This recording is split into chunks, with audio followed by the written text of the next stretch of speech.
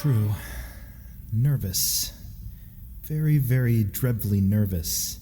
I had been, and am. But why will you say that I am mad? The disease had sharpened my senses, not destroyed, not dulled them.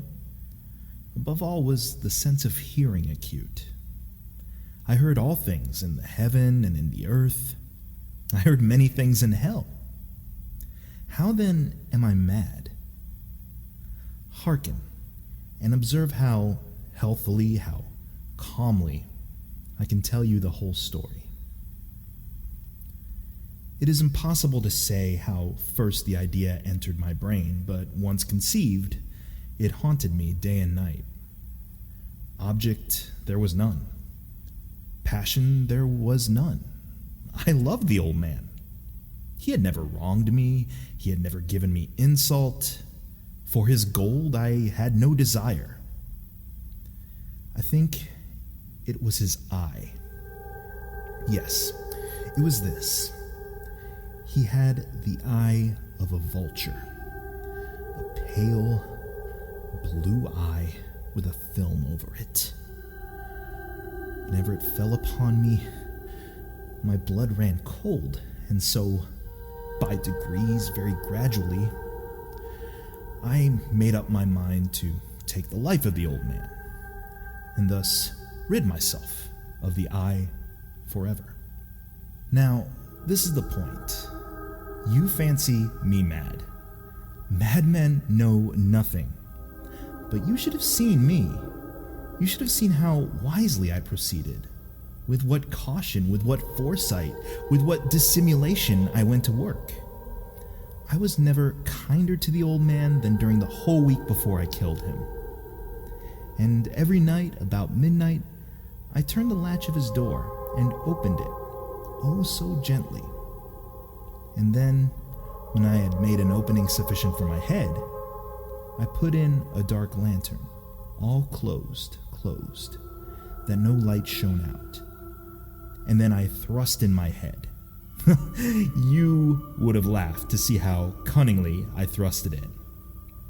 I moved it slowly, very, very slowly, so that I might not disturb the old man's sleep. It took me an hour to place my whole head within the opening so far that I could see him as he lay upon his bed. Would a madman have been so wise as this? And then, when my head was well within the room, I undid the lantern cautiously, oh so cautiously, for the hinges creaked. I undid it just so much that a single thin ray fell upon the vulture eye. And I did this for 7 long nights, every night just at midnight. But I found the eye always closed, and so it was impossible to do the work, for it was not the old man who vexed me, but his evil eye. And every morning when the day broke, I went boldly into the chamber and spoke courageously to him, calling him by name in a hearty tone and inquiring how he has passed the night. So, you see, he would have been a very profound old man indeed, to suspect that every night just at 12, I looked in upon him while he slept. Upon the 8th night, I was more than usually cautious in opening the door. A watch's minute hand moves more quickly than did mine. Never before that night had I felt the extent of my own powers, of my sagacity. I could scarcely contain my feelings of triumph to think that there I was, opening the door little by little, and he not even to dream of my secret deeds or thoughts. I fairly chuckled at the idea, and perhaps he heard me, for he moved on the bed suddenly, as if startled. Now you may think that I drew back, but no. His room was as black as pitch with a thick darkness, for the shutters were close fastened through fear of robbers. And so I knew that he could not see the opening of the door, and I kept pushing it on steadily, I had my head in and was about to open the lantern when my thumb slipped upon the tin fastening and the old man sprang up in bed crying out, "Who's there?" I kept quite still and said nothing. For a whole hour, I did not move a muscle, and in the meantime, I did not hear him lie down. He was still sitting up in the bed listening, just as I have done, night after night, hearkening to the death watches in the wall. Presently, I heard a slight groan, and I knew it was the groan of mortal terror.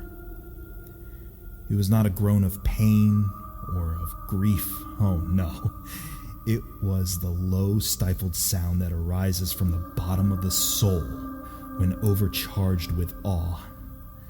I knew the sound well. Many a night, just at midnight, when all the world slept, it has welled up from my own bosom, deepening with its dreadful echo the terrors that distracted me. I say I knew it well. I knew what the old man felt and pitied him, although I chuckled at heart. I knew that he had been lying awake ever since the first slight noise when he had turned in the bed. His fears had been ever since growing upon him. He had been trying to fancy them causeless, but could not. He had been saying to himself, "It is nothing but the wind in the chimney. It is only a mouse crossing the floor. or, It is merely a cricket which has made a single chirp." yes, he had been trying to comfort himself with these suppositions, but he had found all in vain. All in vain because death, in approaching him, had stalked with his black shadow before him and enveloped the victim. And it was the mournful influence of the unperceived shadow that caused him to feel, although he neither saw nor heard, to feel the presence of my head within the room. When I had waited a long time, very patiently, without hearing him lie down, I resolved to open a very, very little crevice in the lantern. So I opened it.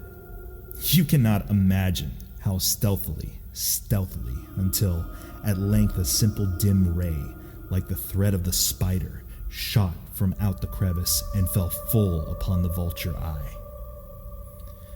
It was open, wide open, and I grew furious as I gazed upon it. I saw it with perfect distinctness, all a dull blue, with a hideous veil over it that chilled the very marrow in my bones, but I could not see nothing else of the old man's face or person, for I had directed the ray, as if by instinct, precisely upon the damned spot. And have I not told you that what you mistake for madness is but over-acuteness of the sense? Now I say, there came to my ears a low, dull, quick sound, such as a watch makes when enveloped in cotton. I knew that sound well, too. It was the beating of the old man's heart. It increased my fury as the beating of a drum stimulates the soldier into courage. But even yet, I refrained and kept still. I scarcely breathed. I held the lantern motionless. I tried how steadily I could maintain the ray upon the eye. Meantime, the hellish tattoo of the heart increased. It grew quicker and quicker and louder every instant. The old man's terror must have been extreme. It grew louder, I say, louder every moment. Do you mark me well? I have told you that I am nervous. So I am. And now at the dead hour of the night, amid the dreadful silence of that old house, so strange a noise as this excited me to uncontrollable terror. Yet for some minutes longer I refrained and stood still. But the beating grew louder. I thought the heart must burst. And now a new anxiety seized me. The sound would be heard by a neighbor. The old man's hour had come. With a loud yell, I threw open the lantern and leaped into the room. He shrieked once only. In an instant, I dragged him to the floor and pulled the heavy bed over him. I then smiled gaily to find the deed so far done. But for many minutes, the heart beat on with a muffled sound. This, however, did not vex me. It would not be heard through the wall. At length, it ceased. The old man was dead. I removed the bed and examined the corpse. Yes, he was stone dead. I placed my hand upon the heart and held it there many minutes. There was no pulsation. He was stone dead. His eye would trouble me no more. If still you think me mad, you will think so no longer when I describe the wise precautions I took for the concealment of the body. The night waned and I worked hastily but in silence. First of all, I dismembered the corpse. I cut off the head and the arms and the legs. I then took up 3 planks from the flooring of the chamber and deposited all between the scantlings. I then replaced the boards so cleverly, so cunningly, that no human eye, not even his, could have detected anything wrong. There was nothing to wash out, no stain of any kind, no blood spot, whatever. I had been too wary for that. A tub had caught all. When I had made an end of these labors, it was 4 o'clock, still dark as midnight. As the bell sounded the hour, there came a knocking at the street door. I went down to open it with a light heart, for what had I now to fear? There entered 3 men, who introduced themselves with perfect suavity as officers of the police.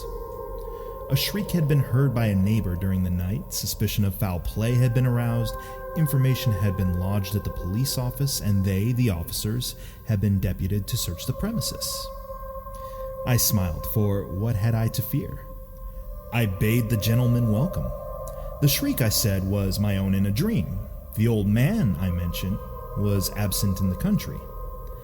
I took my visitors all over the house. I bade them search well. I led them at length to his chamber.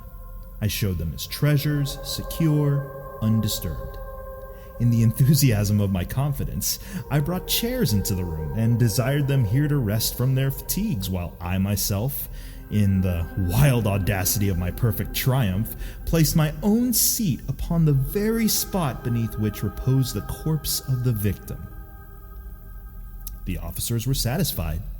My manner had convinced them. I was singularly at ease. They sat, and while I answered cheerily, they chatted of familiar things. But ere long, I felt myself getting pale, and wished them gone. My head ached, and I fancied a ringing in my ears, but still they sat and still chatted. The ringing became more distinct. It continued and became more distinct. I talked more freely to get rid of the feeling, but it continued and gained definiteness, until at length I found that the noise was not within my ears.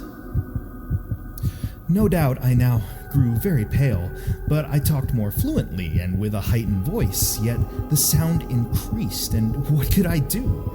It was a low, dull, quick sound, much such a sound as a watch makes when enveloped in cotton. I gasped for breath, and yet the officers heard it not. I talked more quickly, more vehemently, but the noise steadily increased. I arose and argued about trifles in a high key and with violent gesticulations, but the noise steadily increased. Why would they not be gone? I paced the floor to and fro with heavy strides, as if excited to fury by the observations of the men, but the noise steadily increased. Oh God! What could I do? I foamed.